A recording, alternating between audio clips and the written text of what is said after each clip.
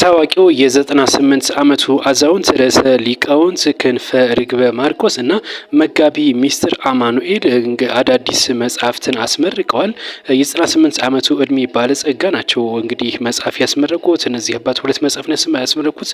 መጽሐፉ በአዲስ አበባ ሀገረ ስብከት በአዳራሽ ውስጥ ነው የተመረቀው። በዚህም እንግዲህ በርካታ እንግዶች ተገኝተዋል። ሊቃነ ጳጳሳት ጭምር ነው የተገኙት። እነዚህ እንግዲህ የ98 ዓመቱ ርዕሰ ሊቃውንት ክንፈ ርግበ ማርቆስ 50 መጽሐፍ አሳትመዋል እስካሁን ማለት ነው። እንግዲህ ይሄኛው ከ50 በላይ ነው እንግዲህ እያሳተሙት ማለት ነው። እስካሁን 50 መጽሐፍ አሳትመዋል። አሁን 2 አሳትመዋል።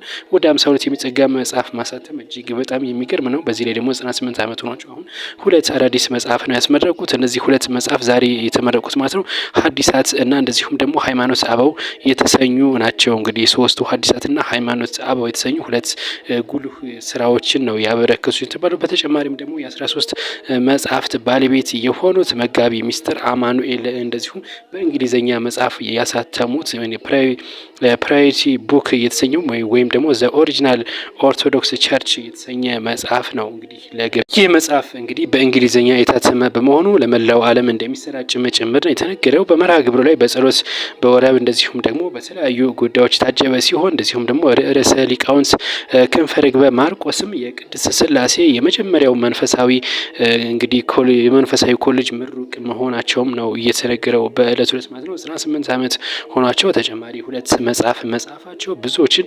እያነጋገሩና እንደዚሁም ደግሞ አድናቆት ይትችላቸው ነው የሚገኘው። ብዙዎች በ98 ዓመታቸው በ90 ቤት ከገቡ በኋላ ይደክማሉ። እሳቸው ግን አሁንም ጠንክረው መጽሐፍ ማሳተማቸው ብዙዎችን አስደንቋል።